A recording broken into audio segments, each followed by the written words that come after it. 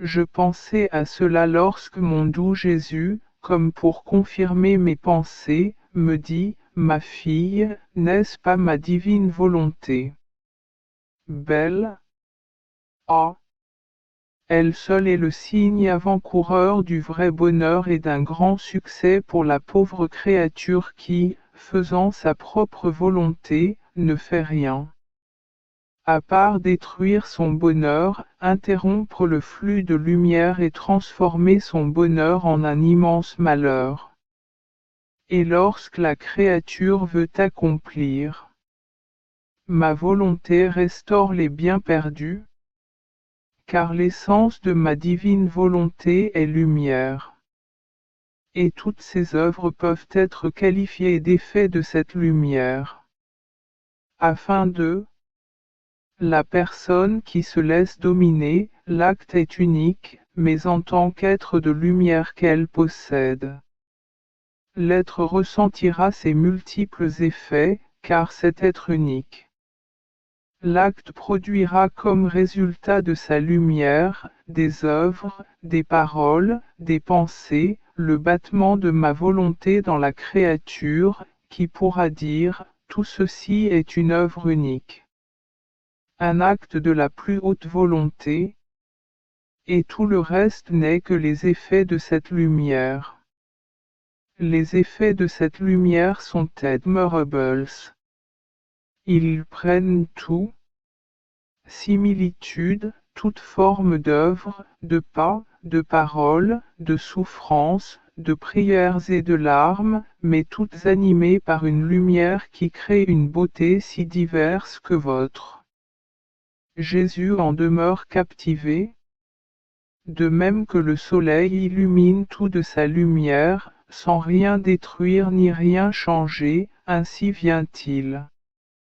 Pour fondre et transmettre la variété des couleurs, la variété des saveurs, leur faisant acquérir une vertu et une beauté qu'elles ne possédaient pas auparavant. C'est ma divine volonté, sans rien détruire de ce que fait la créature, elle embellit l'âme de sa lumière et lui transmet sa puissance divine. Je continuai à m'abandonner au fiat divin, suivant ses actions. Mon bien-aimé Jésus ajouta, ma fille, tout bien vient de Dieu. Lorsqu'elle atteint sa maturité, cette maturation se produit entre Dieu et l'âme. Voyez-vous, en accomplissant vos actions, vous vous exposez aux rayons du divin. Soleil. Sous l'influence de la chaleur et de la lumière, vos actes ne restent pas secs et fades, mais mûrissent. Et vous avec eux, dans l'amour et la connaissance divine. Tout ce que tu fais. Et moi, voyant comment tu mûris dans ces actes, je prépare en moi un amour différent et d'autres vérités pour te les transmettre. Cela ne vient pas d'eux. Rien n'est stérile pour moi. Mais tout est fécond et mûr dans la flamme vive de mon amour. Ainsi, tu reçois la vertu qui te permet de te façonner. De nouvelles caractéristiques de maturité.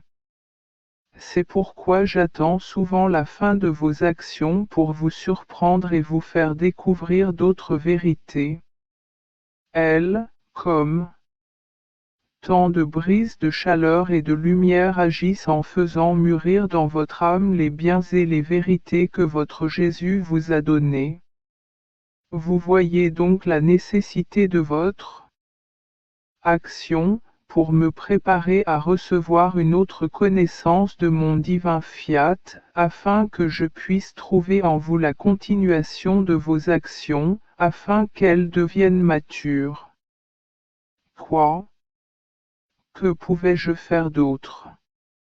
Je resterai comme le soleil qui, errant sur la terre, ne trouve ni fleurs ni fruits à mûrir. De sorte que tout le merveilleux, les effets contenus dans le soleil demeuraient dans sa lumière. Et la terre ne recevait rien.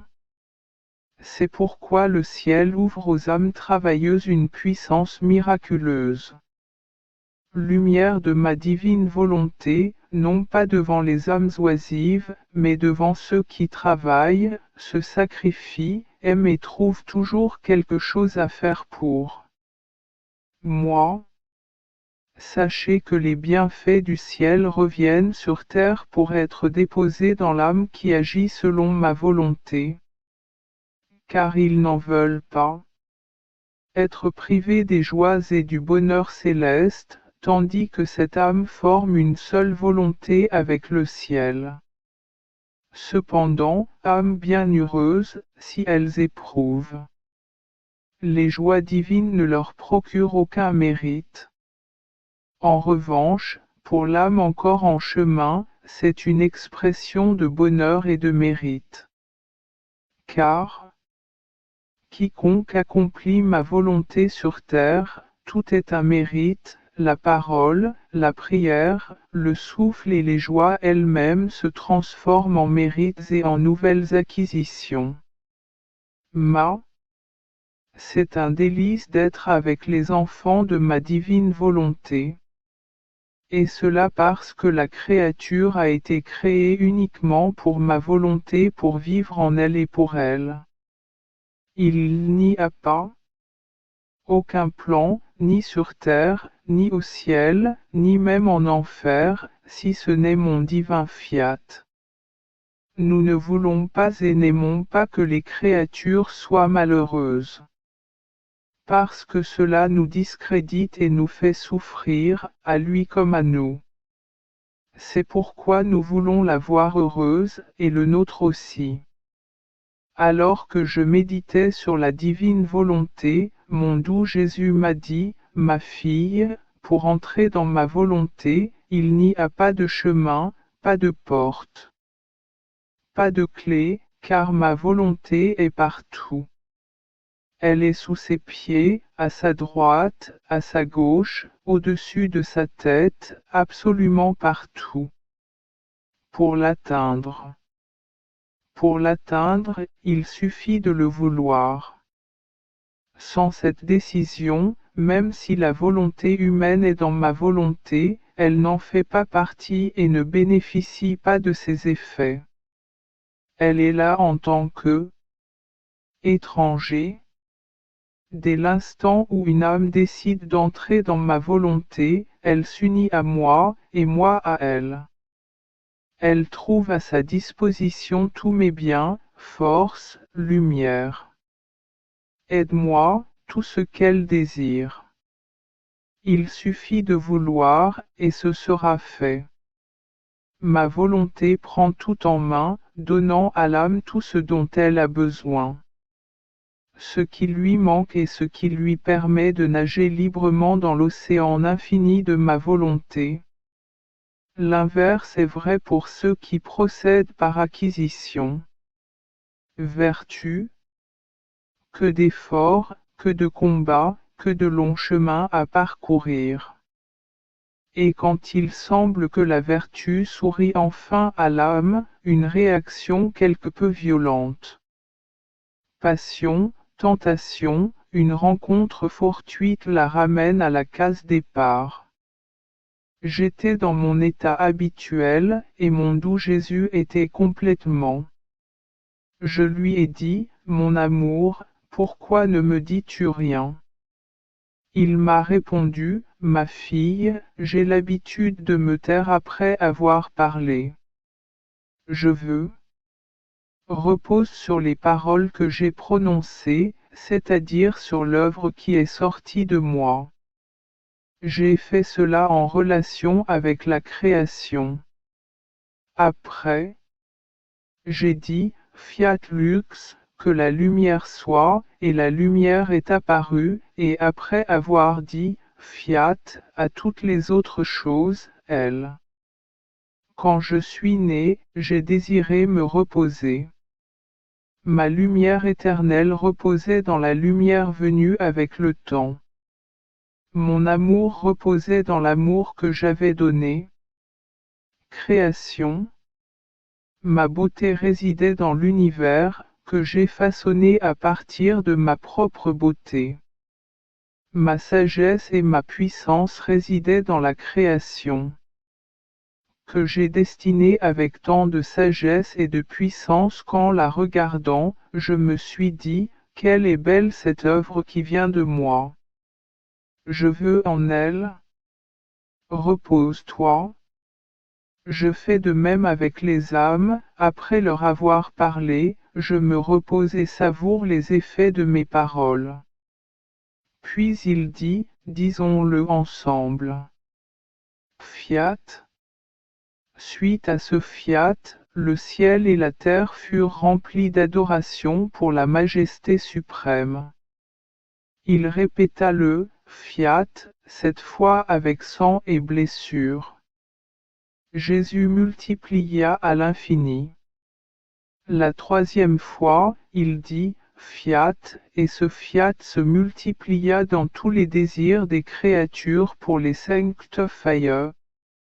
Puis il me dit, ma fille, ces trois fiat sont la création, la rédemption et la sanctification. Puis il ajouta, quand j'ai créé l'homme, je l'ai doté de trois pouvoirs, l'intelligence, la mémoire et la volonté.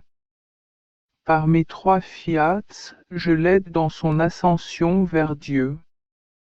Par mon fiat créateur, la raison de l'homme. Il se réjouit en voyant tout ce que j'ai créé pour lui et qui lui révèle mon amour. Par le fiat de la rédemption, sa mémoire est touchée. L'excès de mon amour, qui s'est manifesté par tant de souffrances pour le libérer de l'état de péché. Par mon troisième fiat, mon amour pour l'homme. Je désire me révéler encore davantage. Je veux attaquer sa volonté, le soutenir de la mienne. Et parce que ma volonté le soutiendra en tout. Soutien, il lui sera presque impossible de s'échapper. Les générations ne s'arrêteront pas tant que ma volonté ne régnera pas sur la terre entière. Mes trois fiats sont étroitement liés et ils sanctifient l'homme. Le troisième fiat accordera à l'homme tant de grâce qu'il retrouvera presque son état originel. Alors seulement, quand je verrai l'homme qui est sorti de moi, mon œuvre sera achevée et je pourrai me reposer pour toujours. En vivant selon ma volonté, l'homme retournera à son état originel. Sois attentif et aide-moi à achever la sanctification de la création. En entendant cela, je lui dis, Jésus, mon amour, je suis incapable de faire ce que tu as fait et enseigné. J'ai presque peur de recevoir tes reproches si je ne le fais pas bien. Qu'attends-tu de moi? Jésus, plein de bonté, me répondit, je sais bien que tu ne peux pas faire parfaitement ce que je te demande, mais ce que tu ne peux pas accomplir, je le ferai pour toi.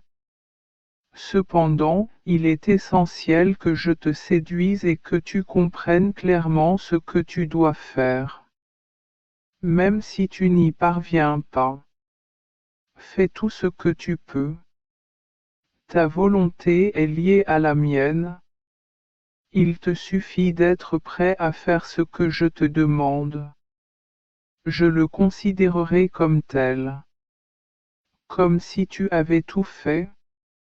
J'ai continué, comment cette vie dans la divine volonté peut-elle être enseignée aux autres, et qui voudra la suivre? Il a continué. Ma fille, même si personne n'était sauvé par ma descente sur terre, la glorification du Père serait néanmoins complète. De même, même si personne en dehors de toi il n'a pas voulu accepter la bonté de ma volonté, ce qui n'arrivera pas, toi seul suffirais à me donner toute la gloire que j'attends de toi. Toutes les créatures. Lorsque l'homme a péché, il est sorti de notre volonté et les portes de nos champs lui ont été fermées à juste titre. Maintenant, nous voulons, après tant de péchés, siècles, pour ouvrir cette porte, à qui veut entrer, sans la forcer, mais librement, pour peupler nos champs divins et donner une nouvelle forme, une toute nouvelle chemin de vie vers la création, et pouvoir en recevoir non plus des œuvres, mais, dans chacun de ces actes, la vie formée de notre vie. C'est pourquoi tant de je vous parle de ma volonté avec la puissance de ma parole créatrice.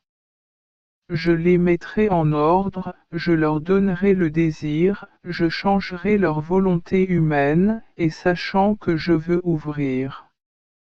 Ils frapperont à la porte et je l'ouvrirai immédiatement pour me satisfaire et rendre heureux mon peuple, à qui je me donnerai en échange de ma vie que j'ai donnée. Pour eux, leur vie en échange de la mienne. Je n'ai jamais parlé sans raison ni en vain. Astérisque j'ai parlé dans la création. Ma parole a servi à façonner, chose merveilleuse de l'univers entier. Astérisque j'ai parlé en rédemption. Ma parole, mon évangile, sert de guide, de lumière et de soutien à mon Église. On pourrait dire que ma parole est l'être et la vie qui palpitent au sein de l'Église. Et si j'ai parlé et continue de parler de ma divine volonté? Non. Ce sera en vain. Mais les résultats seront admirables. La vie de ma volonté sera connue, active et palpitante chez les créatures. Permettez-moi de le faire, et je le ferai. Je mettrai les choses en ordre afin que ma parole ne reste pas lettre morte, mais vive et donne la vie avec tous ses merveilleux effets. De plus, les mers et les champs célestes deviendront comme une mer pour les âmes heureuses qui désirent y vivre. Elles les élèveront sur le chemin divin et les nourriront avec des mets délicieux tirés de la table céleste. Ils les élèveront avec noblesse et sainteté, afin que, dans tous leurs actes, leurs pas et leurs paroles, il était clair qu'ils étaient semblables à leur Créateur.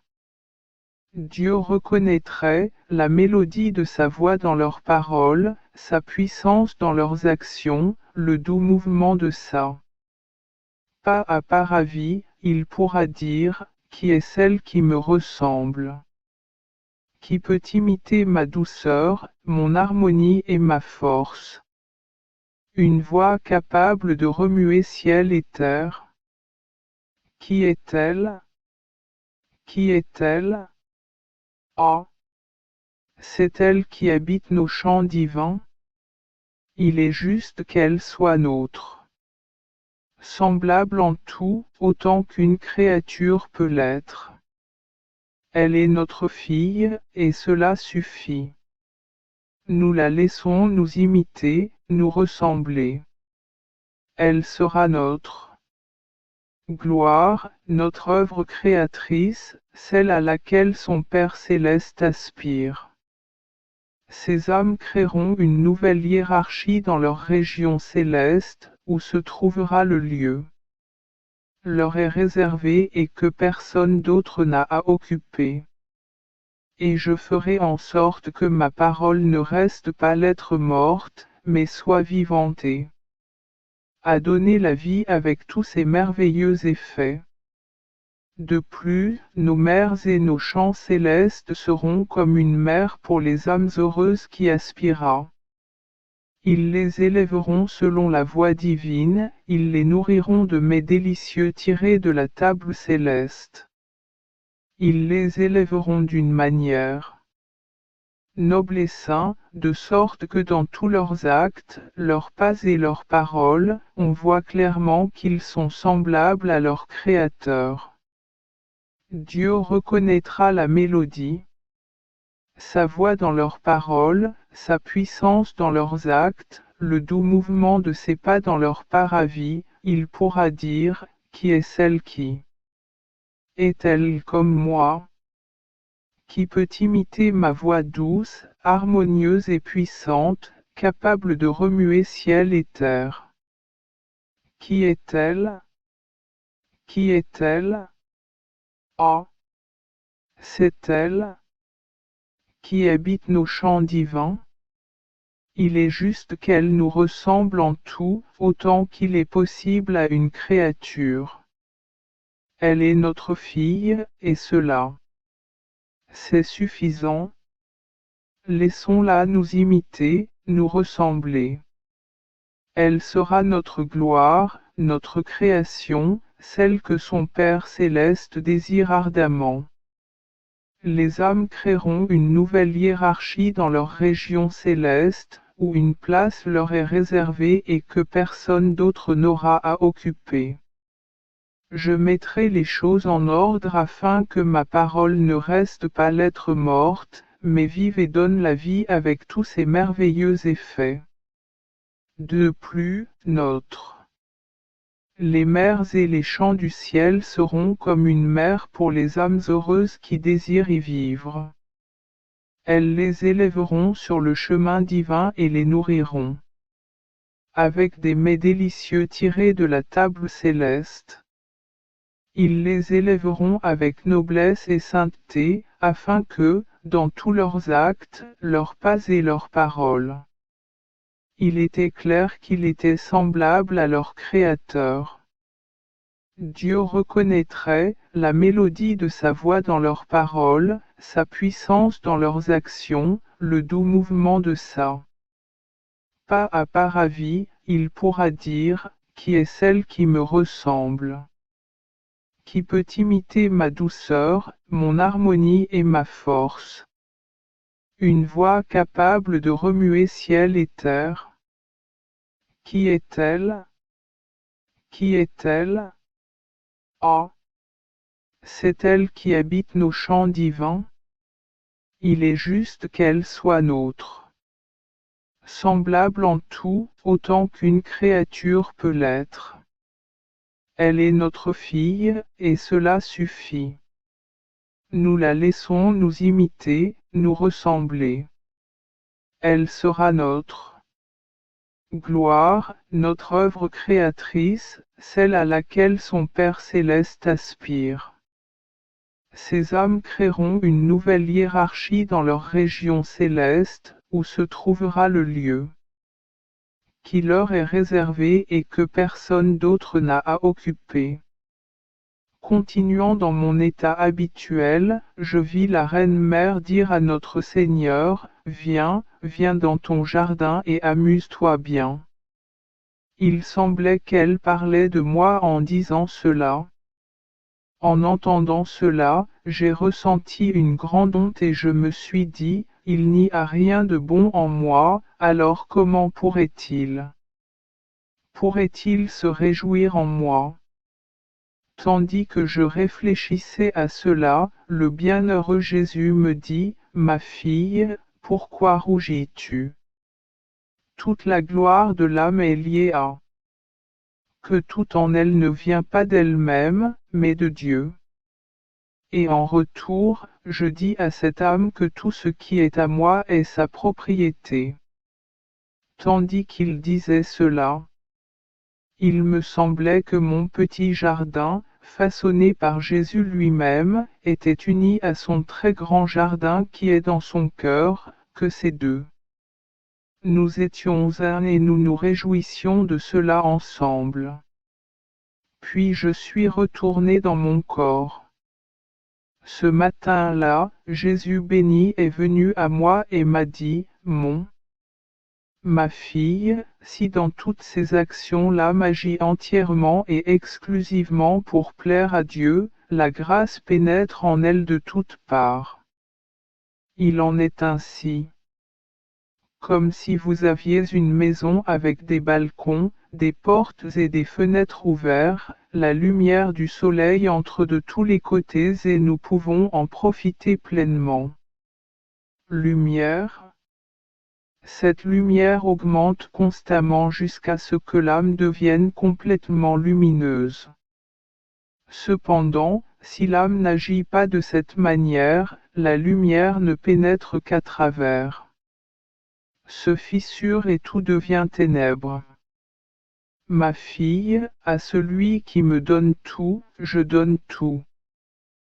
Car l'âme n'est pas capable de recevoir tout mon être en même temps, ma grâce entoure l'âme d'autant d'images que je possède de perfections et de vertus. Par l'image de la beauté, je transmets la lumière à l'âme. Beauté, par l'image de la sagesse je lui transmets la lumière de la sagesse, par l'image de la bonté je lui transmets la lumière de la bonté, par les images de la sainteté. Justice, force et pureté. Je lui transmets la lumière de la sainteté, de la justice, de la force et de la pureté. Et ainsi de suite. Ainsi l'âme est entourée, non par une soleil, mais autant de soleils que je possède de perfections. Ces images entourent chaque âme, mais ne sont actives que pour les âmes qui leur correspondent. Car, âme qui ne s'accorde pas, ces images restent de hormones, de sorte que ces âmes n'en tirent que peu ou pas de bénéfice. J'étais dans mon état habituel, et dès qu'il fut arrivé, Jésus me tira de mon corps et me fit partager ses souffrances. Puis il me dit, ma fille, quand deux personnes partagent le fardeau du travail, elles partagent aussi la récompense de ce travail. En échange de cette récompense, chacune peut faire du bien à qui elle veut. En partageant avec moi le fardeau de mes souffrances, c'est-à-dire en participant à l'œuvre de la rédemption, vous partagez également la récompense de l'œuvre de la rédemption.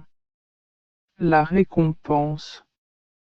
Car notre souffrance commune à toi et moi, c'est que je peux faire du bien à qui je veux, et que tu peux aussi faire du bien à qui tu veux.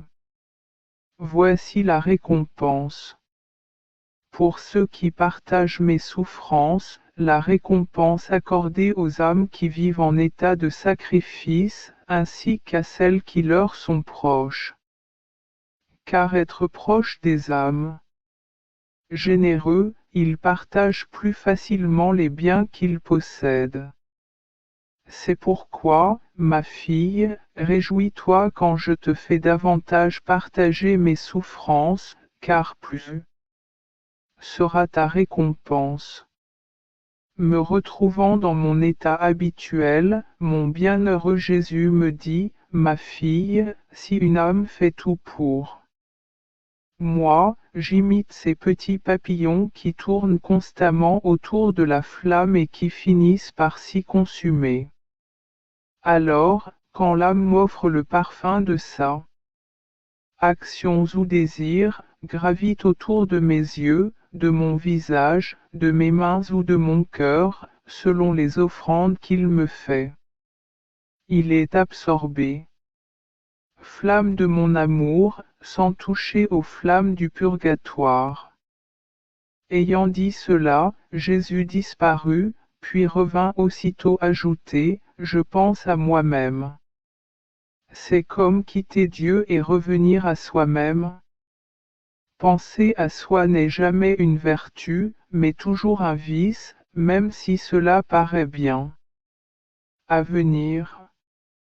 Ce matin, le bienheureux Jésus m'a dit, ma fille, la créature doit habiter dans mon cœur. Ses vertus doivent être enracinées dans mon cœur et se développer dans son propre cœur. sinon, il n'aurait que des vertus naturelles et périssables.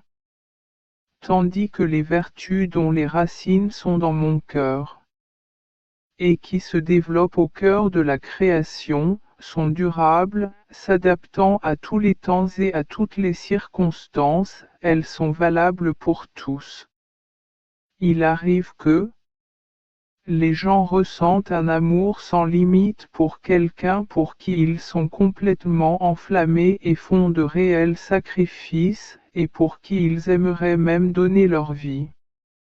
Quelqu'un d'autre apparaît, peut-être quelqu'un dans un plus grand besoin que le premier, et la situation change complètement, ils sont froids envers eux, ils ne veulent même pas se sacrifier. En les écoutant ou en leur parlant, nous la renvoyons, irritée. Est-ce là la charité, dont les racines sont profondément ancrées dans mon cœur? Bien sûr que non. Il s'agit plutôt d'une charité cruelle, purement humaine, qui tantôt s'épanouit, tantôt s'étiole et disparaît. D'autres obéissent à l'homme. Obéissants et humbles, ils sont comme des haillons dont l'homme fait ce qu'il veut. Envers les autres, ils sont désobéissants, rebelles et orgueilleux. Est-ce là l'obéissance qui vient de mon cœur, qui a tout écouté, même ses bourreaux? Certainement pas. D'autres sont patients dans certaines situations, peut-être même au milieu de graves souffrances, ils ressemblent à des agneaux qui n'ouvrent même pas la bouche pour se plaindre. Dans certaines situations, au milieu d'autres souffrances, peut-être moins intenses, ils se mettent en colère, s'irritent et lancent des insultes. Est-ce là la patience, dont la racine réside dans mon cœur? Certainement pas. D'autres sont parfois pleins de zèle, ils prient tellement qu'ils négligent leur devoir d'État. D'autres fois, après une rencontre désagréable, ils s'assèchent et abandonnent la prière au point de négliger les prières obligatoires. Est-ce là l'esprit de la prière? Merci. Où j'ai commencé à suer du sang, à éprouver l'agonie de la mort?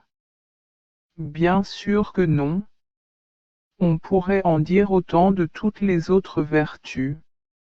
Seules les vertus, enracinés dans mon cœur et implantés dans mon âme, ils sont durables et éblouissants.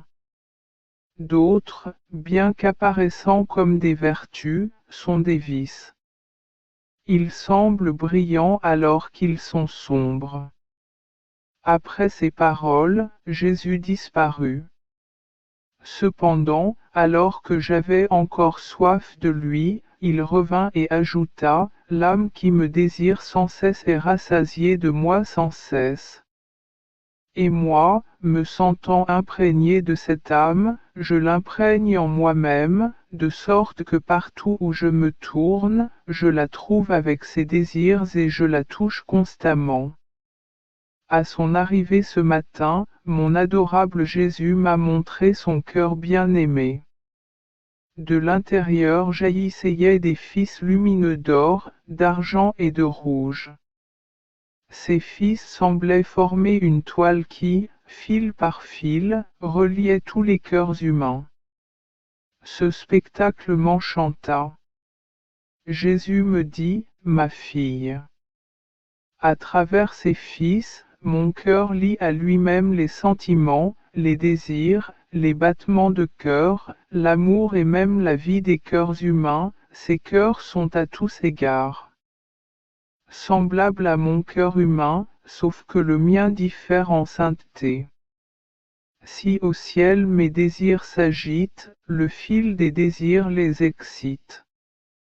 Désir, si mon sentiment émeut, le fil du sentiment excite leur sentiment, si j'aime, le fil de mon amour excite leur amour, le fil de ma vie leur donne vie, Oh, quelle harmonie entre le ciel et la terre, entre mon cœur et le cœur des hommes. Mais seuls ceux qui y répondent peuvent la voir. Ceux qui, ils me rejettent avec leur volonté, ils ne remarquent rien et ils rendent les actions de mon cœur humain inefficaces pour eux. Quand j'étais dans mon état ordinaire, mon adorable Jésus m'a montré sa très sainte humanité avec toutes ses blessures et ses souffrances. De ces blessures, et même de gouttes de sang, des branches poussèrent chargées de fruits et de fleurs, et il me semblait qu'il partageait ses souffrances avec moi, et des branches pleines de fruits et fleurs. J'étais émerveillé par la bonté de notre Seigneur qui me permettait de participer à tous ses bienfaits. Le bienheureux Jésus me dit: Ma fille bien-aimée, ne sois pas surprise de ce que tu vois, car tu n'es pas la seule. J'ai eu des âmes à travers le temps qui, s'il est possible pour créatures, ont répondu d'une manière ou d'une autre au dessein de la création, de la rédemption et de la sanctification. Ces créatures ont pu recevoir tous les biens destinés à ceux que j'ai créés, rachetés et sanctifiés. Si je n'avais pas une seule personne pour y répondre à chaque fois, l'ensemble, mon œuvre serait contrariée, au moins pour un temps. Il est dans l'ordre de ma providence, de ma justice et de mon amour qu'à chaque époque, il y avait au moins une créature avec laquelle je pouvais partager tous mes biens et qui me donnait tout ce qui m'était dû en tant que créature. Sinon, à quoi bon maintenir le monde? Je l'écraserais en un instant. C'est pourquoi je choisis les âmes sacrifiées. Parce que le divin, la justice a trouvé en moi tout ce qu'elle aurait dû trouver en toute créature, c'est-à-dire qu'elle a trouvé en moi tous les biens qu'elle désirait. Je vois en chaque créature. Je retrouve donc tout cela dans les âmes victimes et je partage avec elles tous mes biens.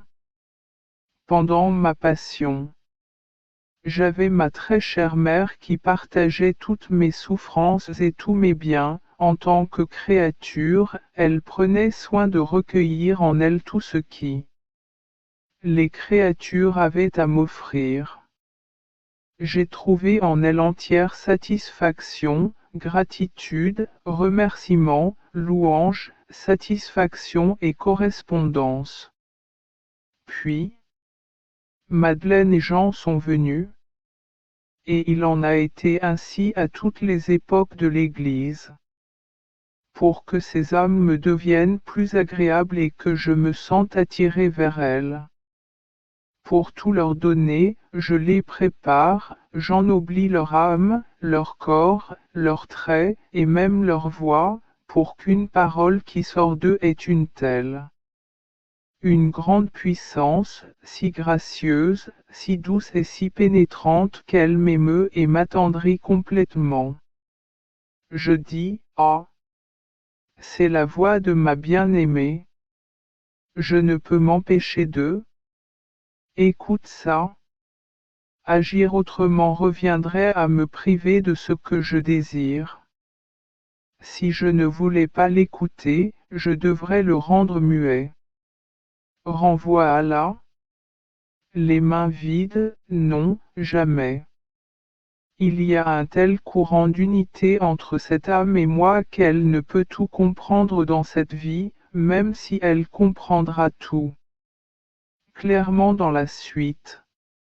Alors que j'étais dans mon état habituel, mon Jésus glorifié m'a montré sa très sainte humanité avec toutes de ses blessures et de ses souffrances, de ses blessures, et même des gouttes de son sang, des branches poussaient, chargées de fruits et de fleurs, et il me semblait qu'il partageait avec moi avec ses souffrances, et était accompagné de branches pleines de fruits et de fleurs.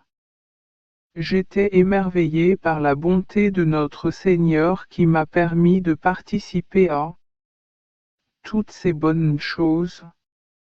Le bienheureux Jésus m'a dit, ma fille bien-aimée, ne sois pas surprise de ce que tu vois, car tu n'es pas la seule. Au fil du temps, j'ai eu des âmes qui, dans la mesure où cela est possible pour une créature, ont répondu d'une manière ou d'une autre au dessein de la création, de la rédemption et de la sanctification. Ces créatures ont pu recevoir tous les biens destinés à ceux que j'ai créés, rachetés et sanctifiés. Si je n'avais pas, à chaque fois, si personne n'y avait répondu, tout mon travail aurait été contrarié, du moins pour un temps. Il est dans l'ordre de ma providence, ma justice et mon amour, qu'à chaque époque il y ait eu au moins une créature avec laquelle je pouvais partager tous mes biens et ce qui m'a donné tout ce qui m'était dû en tant que créature. Sinon, à quoi bon préserver le monde? Je l'écraserai en un instant. C'est pourquoi je choisis les âmes victimes. Parce que la justice divine a trouvé en moi tout ce qu'elle aurait dû trouver en chaque créature ceci, c'est-à-dire qu'elle a trouvé en moi tout le bien qu'elle aimerait voir en chaque créature. Je trouve donc tout cela dans les âmes des victimes et je le partage avec elles. Avec tous mes biens. Pendant ma passion, j'ai eu ma très chère mère, qui a partagé toutes mes souffrances et tous mes biens, comme création, elle a pris soin de recueillir en elle tout ce que les créatures avaient à m'offrir. J'ai trouvé en elle une entière satisfaction, de la gratitude. Remerciements, louanges, réparations et correspondances. Puis vinrent Madeleine et Jean. Et il en fut ainsi à toutes les époques de l'Église. Afin que ces âmes deviennent plus agréables pour moi et pour que je me sente attiré à tout leur donner, je les prépare, j'ennoblis leur âme, leur corps, leurs traits, et même leur voix, si bien que ce seul mot qui vient d'eux a tant de puissance, est si gracieux, doux et pénétrant qu'il me touche et m'adoucit. Complètement. Je dis, ah, c'est la voix de ma bien-aimée. Je ne peux m'empêcher de l'écouter. Agir autrement serait refuser ce que je veux. Si je ne voulais pas l'écouter, il me faudrait lui retirer sa parole. La renvoyer les mains vides, non, jamais. Entre cette âme et moi coule un tel courant d'unité qu'il ne peut tout comprendre dans cette vie, même s'il comprendra tout clairement dans la prochaine. Ce matin, après de nombreux efforts, j'ai vu notre Seigneur crucifié. J'ai baisé les plaies de ses mains, en réparation et en priant pour qu'il sanctifie, perfectionne et purifie tout. Œuvre humaine par tout ce qu'il a souffert entre ses mains très saintes. Le bienheureux Jésus me dit, ma fille, la seule chose qui cela a aggravé les blessures sur mes mains et m'a rendu particulièrement amère. Il y a de bonnes actions faites avec insouciance, car l'insouciance diminue la vie. Les bonnes actions.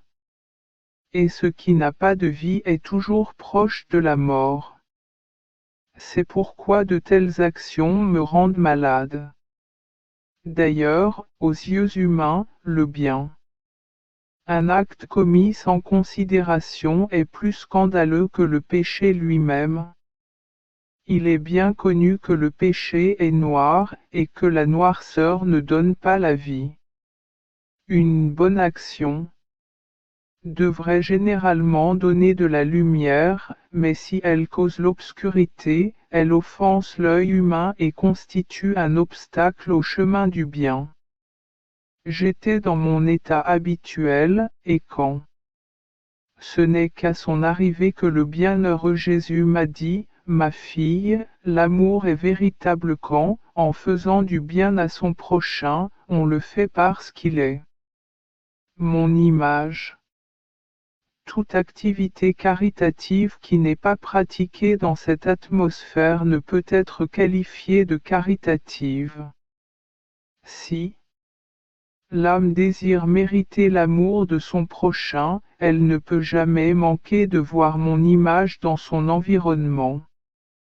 Mon propre amour ne quitte jamais ce atmosphère, j'aime la création uniquement parce qu'elle est mon image. Si dans la création mon image est déformée par le péché, je perds le goût de l'aimer. Je le déteste même. J'attache une grande importance à la protection des plantes et des animaux, car ils sont utilisés dans mes peintures. La création doit toujours tendre vers devenir semblable à son Créateur. J'ai beaucoup souffert d'être privé de mon très doux Jésus.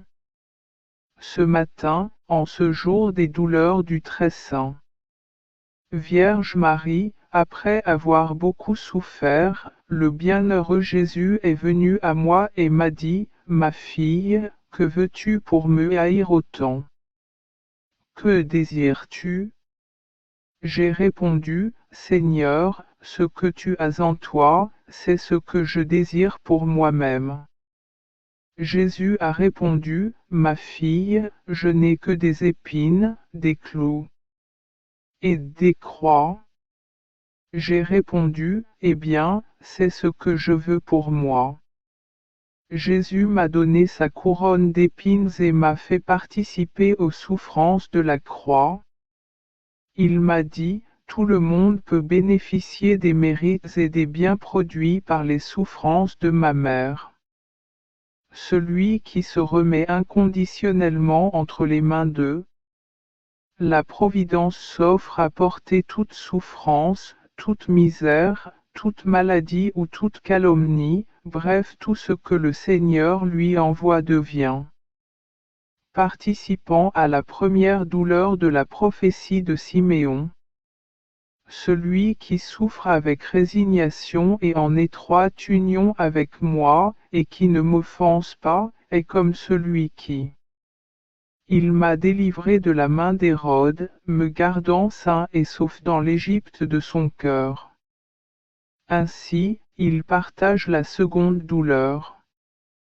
Quiconque ressent stérile et privé de ma présence, et pourtant il reste fidèle à ses pratiques habituelles et saisit même l'occasion de m'aimer et de me rechercher.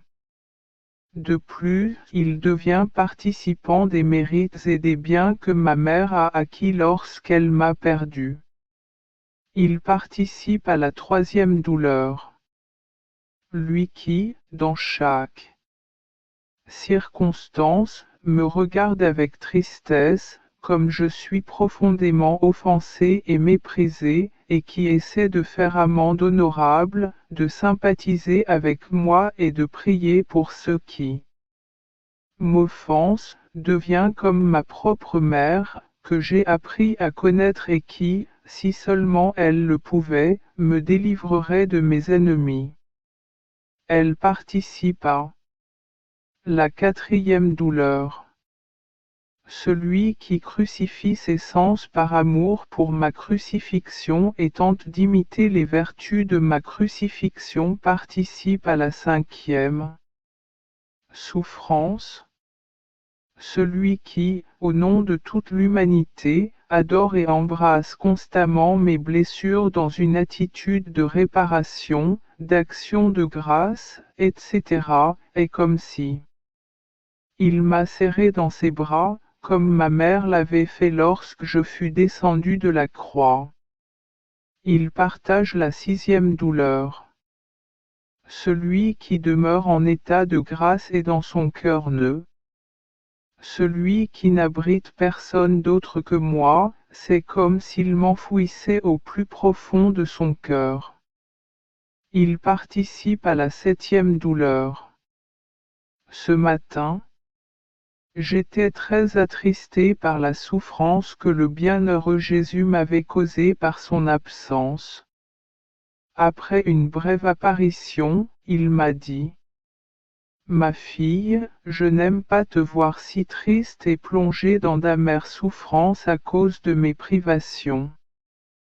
Ta souffrance me cause une grande douleur, surtout parce que c'est à cause de moi, c'est comme si c'était ma propre souffrance. Ma douleur est si grande que si toutes les souffrances d'autres, mis ensemble, ne me causeraient pas autant de souffrance que les vôtres. C'est parce que votre souffrance est vécue uniquement à partir à cause de moi. Alors montre-moi ton visage heureux et laisse-moi voir que tu es heureuse. Puis il me serra fort dans ses bras et ajouta, le signe que l'âme est parfaitement unie à moi, c'est qu'elle est unie à son prochain. De même qu'il ne devrait y avoir aucune note discordante entre ceux qui sont en visible, afin qu'il n'y ait aucune note discordante entre l'âme et le Dieu invisible. Tandis que je restais ainsi dans mon état habituel, il survint. Le bienheureux Jésus m'a dit, ma fille, la connaissance de soi vide l'âme d'elle-même et la remplit de Dieu.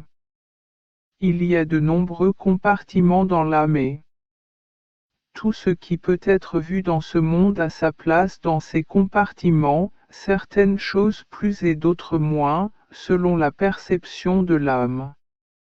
L'âme qui se connaît et qui est remplie de Dieu, sachant qu'elle n'est rien, ou plutôt qu'elle est un vase fragile, pourri et puant, se garde bien de laisser pénétrer en soi toute autre pourriture provenant des choses que l'on voit dans le monde.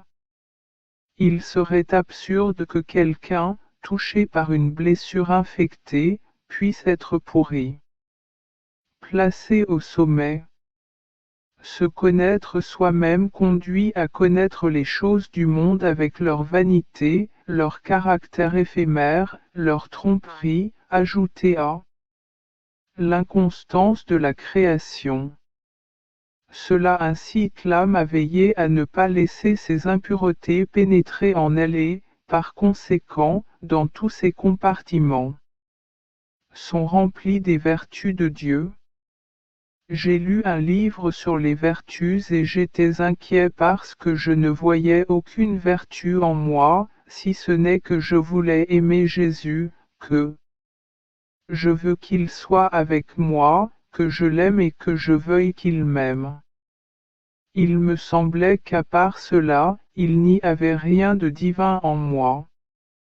Être dans l'état ordinaire, mon bien-aimé Jésus me disait, ma fille, plus l'âme atteint son but, plus elle se rapproche de la source de tous les biens, qui est amour véritable et parfait de Dieu, dans lequel tout sera immergé et où seul l'amour flottera comme moteur de tout, plus l'âme. Elle perd toutes les vertus qu'elle a pratiquées durant son voyage, ne comptant que sur l'amour et se reposant de tout par amour. Sont les bienheureux. Au ciel, ne perdent-ils pas tout par amour? Plus une âme progresse, moins elle éprouve le travail de la vertu, car en investissant la vertu, l'amour transforme. Les garde en elle-même, les gardant en repos en elle comme de nobles princesses. Alors l'âme ne perçoit plus les vertus. Celle-ci se trouve dans un amour plus beau, plus pur, plus parfait, plus riche. Si l'âme les voyait, ce serait un signe qu'il était séparé de l'amour. Supposons, par exemple, que l'âme reçoive un ordre et est obéissante, pour acquérir la vertu, pour sacrifier sa propre volonté, ou, pour toute autre raison similaire. Ce faisant, elle perçoit qu'elle accomplit. L'obéissance ressent la douleur, le sacrifice que la vertu d'obéissance lui impose. Supposons qu'une autre âme se soumette, non par obéissance à une personne. Elle commande, mais sait que Dieu serait mécontent de sa désobéissance. Elle voit Dieu dans celui qui commande. Par amour pour Dieu, elle se sacrifie. Elle obéit à tout. Elle ne se rend pas compte qu'elle obéit, mais seulement qu'elle aime. Soyez donc courageux dans votre voyage. Plus vous avancez, plus tu goûteras davantage, même ici-bas, au bonheur éternel d'un seul amour véritable. Je pensais à la passion du Seigneur et me disais, comme je voudrais entrer dans l'intérieur de Jésus-Christ, voir tout ce qu'il a fait, savoir ce qui plaît le plus à son cœur, et pouvoir ensuite de m'adapter à cela, d'atténuer ses souffrances et de lui être aussi agréable que possible.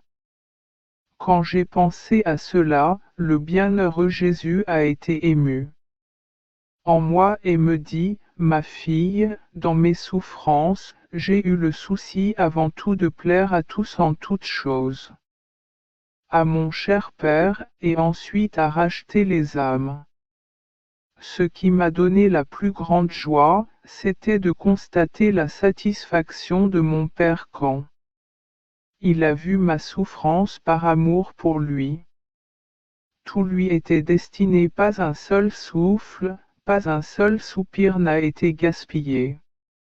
Ceci, la satisfaction de mon Père a suffi à apaiser toutes les souffrances que j'ai endurées, bien que les souffrances de ma passion aient servi à racheter. Créature, la satisfaction de mon Père fut si grande qu'il déversa des torrents des trésors de sa divinité sur mon humanité. La compagne de ma passion dans cette voilà, tu me feras plus de plaisir.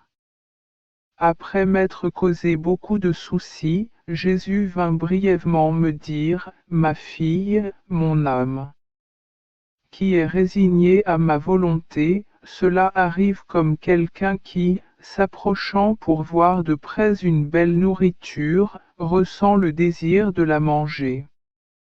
Il en vient à la manger, et elle devient sa chair et son sang.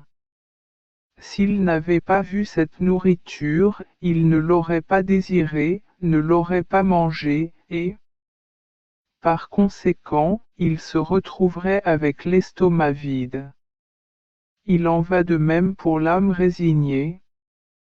Par sa résignation, elle perçoit la lumière divine. Cela lui enlève ce qui l'empêchait de voir Dieu. En voyant Dieu, l'âme désire jouir de lui. Par ce plaisir, elle a l'impression de le manger, de sorte qu'elle ressent. Je suis complètement transformé en Dieu. Ainsi, la première étape est la résignation, la seconde est de désirer Dieu et d'accomplir sa volonté en toutes choses. La troisième est de faire de Dieu notre nourriture quotidienne, et la quatrième est de consommer notre volonté selon la volonté de Dieu. Mais si nous ne faisons pas le premier pas, nous resterons dans le jeûne de Dieu. Je restais dans mon état habituel. Dès mon arrivée, Jésus béni me dit, ma fille, quand la création est source de bien, la lumière émane d'elle et se dirige vers le Créateur. Cette lumière glorifie le Créateur de la lumière et embellit l'âme d'une beauté divine. J'ai vu mon confesseur prendre le livre que j'avais écrit pour le lire. Notre Seigneur l'accompagna et dit, ma parole est la pluie. Elle est fertile, tout comme la pluie est fertile pour la terre. Nous pouvons vérifier si ce qui est écrit dans ce livre est la pluie de ma parole. Si elle est féconde et fait germer la vertu. Je suis resté dans mon état habituel et j'ai médité sur la passion du bienheureux Jésus, apparaissant sous la forme du crucifié, m'a fait participer un peu à ses souffrances et m'a dit, ma fille, j'ai voulu être élevé et crucifié sur croix, afin que les âmes qui me désirent me trouvent. Astérisque si quelqu'un me veut comme maître parce qu'il ressent le besoin d'être instruit, je m'incline vers lui. Pour lui enseigner les petites choses et les plus hautes, pour l'instruire. Astérisque si quelqu'un gémit dans l'abandon et l'oubli, et cherche un père, qu'il vienne à lui. Pied de ma croix. Je me ferai son père, lui donnant mes blessures pour demeure, mon sang pour boisson, ma chair pour nourriture et ma. Astérisque si quelqu'un est malade, il me trouve comme un médecin qui non seulement lui donne la guérison, mais aussi le moyen de ne plus être malade. Astérisque si quelqu'un est opprimé par la calomnie et le mépris, il a son défenseur en moi, qui va jusqu'à supprimer ses calomnies et ses mépris. Je me transforme en honneur divin. Et ainsi de suite. Bref, quiconque me veut comme juge, comme ami, comme époux, comme avocat, comme prêtre, etc., me trouve dans cet état. C'est pourquoi j'ai voulu me faire clouer les mains et les pieds, afin de ne pas m'opposer à ce que quiconque fasse. Je veux qu'ils puissent faire de moi ce qu'ils veulent. Mais malheur à celui qui, voyant que je ne peux même pas bouger le petit doigt, ose m'offenser. Je lui ai dit, Seigneur, qui sont ceux qui t'offensent le plus? Il répondit, ce sont les religieux qui me font le plus souffrir. Ceux qui vivent dans mon humanité, ils me tourmentent et déchirent mon corps de l'intérieur, tandis que ceux qui vivent en dehors de mon humanité me déchirent de loin. Notre Seigneur fut couronné d'épines, non pas une, mais 3 fois. Et lorsque les épines brisées restèrent dans sa tête et que la couronne fut repoussée, les épines brisées pénétrèrent encore plus profondément. Je dis à Jésus, mon doux amour, pourquoi as-tu voulu souffrir ce douloureux martyre 3 fois et ne pas une seule fois?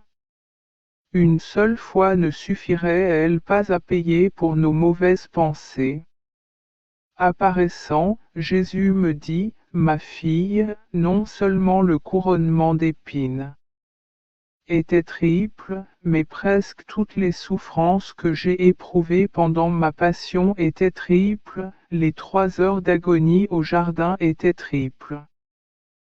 3 fois j'ai été battu avec 3 sortes de fouets, 3 fois j'ai été condamné à mort, la nuit, tôt le matin. Le matin et en plein jour, triples furent mes chutes sous le poids de la croix, triples furent les clous, mon cœur versa le sang 3 fois, seul dans jardin, et puis dans l'acte de crucifixion, quand j'ai été étendu sur la croix, à tel point que tout mon corps a été disloqué et mon cœur s'est brisé. Au milieu, et versant le sang, après ma mort, lorsque mon côté fut ouvert par une lance. Les 3 heures d'agonie sur la croix furent triples. Combien de triples? Et tout cela n'était pas une coïncidence. tout a été accompli par ordre divin pour parachever la gloire due à mon Père, pour faire satisfaction. Quelles créatures lui sont dues, et d'obtenir des bienfaits pour les créatures. Le plus grand don que la créature a reçu de Dieu a été de la créer sur son image et ressemblance, et lui a conféré 3 facultés, l'intelligence, la mémoire et la volonté. Et il n'y a pas de péché que la créature n'ait commis sans la coopération de ces 3 puissances. Ainsi, la belle image de Dieu, qui appartient à la création, est profanée et défigurée par les transgressions contre le donateur, en utilisant ce triple don. Moi, au contraire, je veux recréer cette image de Dieu dans la création et rendre à Dieu toute la gloire qui lui revient. J'y mets mon intelligence, ma mémoire et ma volonté, ainsi que ces triples souffrances, pour compléter la gloire qui est due au Père et pour le bien des créatures. Continuant mon état habituel, j'ai vu mon bienheureux Jésus qui était sur le point de punir le monde. L'ayant prié de l'apaiser, il me dit, ma fille, l'ingratitude humaine est terrifiante. Les sacrements, les grâces et les secours que j'ai accordés à l'homme, ainsi qu'à ses les dons naturels sont la lumière qui l'aide à cheminer sur le chemin du bien et à trouver le bonheur. Cependant, en transformant tout cela en ténèbres, l'homme se dirige vers sa propre destruction. Courant à sa perte, il dit rechercher son propre bien. Telle est la condition de l'homme. Pourrait-il y avoir plus grand aveuglement et plus grande ingratitude?